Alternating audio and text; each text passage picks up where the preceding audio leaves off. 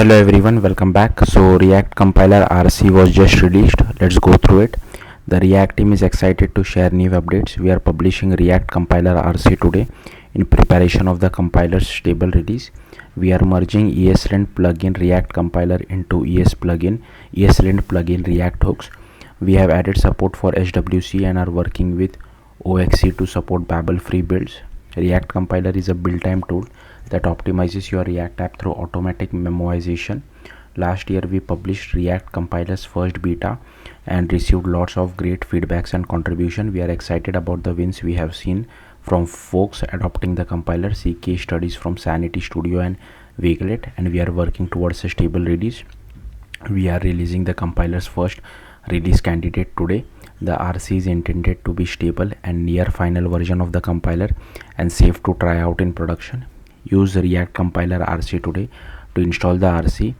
npm install this particular Babel plugin React compiler, or you can use pnpm and yarn as well.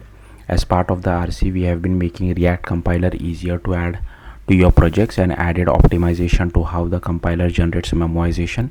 React compiler now supports optional chains and array indices as dependencies. We are exploring how to infer even more dependencies like equality check, string interpolation. These improvements ultimately result in fewer re-renders and more responsive UIs. We have also heard from the community that ref in render validation sometimes has false positives. Since as a general philosophy we want you to be able to fully trust in the compiler's error message and hints, we are turning it off by default for now. We will keep working to improve this validation, and we will re-enable it in a follow-up release. You can find more details on using the compiler in our docs feedback. During the RC period, we encourage all React users to try the compiler and provide feedback in the React repo. Please open an issue if you encounter any bugs or unexpected behavior. If you have a general question or suggestion, please post them in the React compiler working group. Backwards compatibility as noted in the beta announcement. React compiler is compatible with React 17 and up. If you are not yet on React 19, you can use React compiler by specifying a minimum target in your compiler config and adding React compiler runtime as a dependency. You can find docs on this here. Migrating from ESLint plugin React compiler to ESLint plugin React hooks. If you have already installed ESLint plugin React compiler, you can remove it and use ESLint plugin React hooks. Many thanks to Michael Faith for contributing to this improvement. To install it, you can just install ESLint plugin React hooks and you can use it like this. To enable the React compiler rule, add React hooks React compiler error to your ESLint configuration.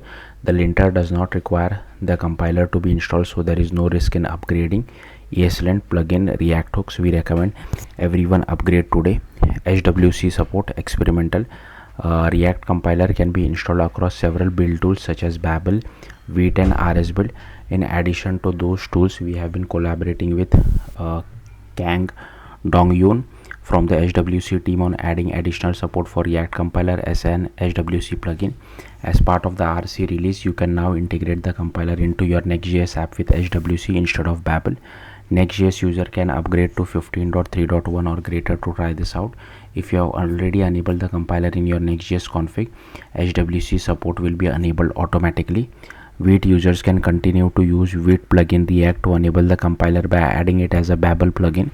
We are also working with the aux team to add support for the compiler. Once rolldown is officially released and supported in Vite and aux support is added for React compiler, will update the docs with information on how to migrate. Upgrading React compiler. React compiler works best when the auto memoization applied is strictly for performance. Future versions of compiler may change how memoization is applied. For example, it could become more granular and precise. However, because product code may sometimes break the rules of React in ways that aren't always statically detectable in JavaScript, changing memoization can occasionally have unexpected results. For example, a previously memoized value might be used as a dependency for a use effect somewhere in the component tree. Changing how or whether this value is memoized can cause over or under firing of that use effect. While we encourage use effect only for synchronization, your code base may have use effects that cover other use cases, such as effects that need to run only in response to specific values changing. In other words, changing memoization may under rare circumstances cause unexpected behavior. For this reason, we recommend following the rules of React and employing continuous end-to-end testing of your app so you can upgrade the compiler with confidence and identify any rules of React violation that might cause issues. If you don't have good test coverage, we recommend pinning the compiler to an exact version rather than a somewhere range. You can do this by passing this -- save exact or exact flags when upgrading the compiler.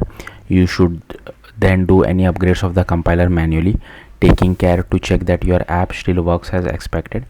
Roadmap to stable: this is not a final roadmap and is subject to change. After a period of final feedback from the community on the RC, we plan on a stable release for the compiler. Experimental released at ReactConf 2024 primarily for feedback from application developers. Public beta available today for feedback from library authors.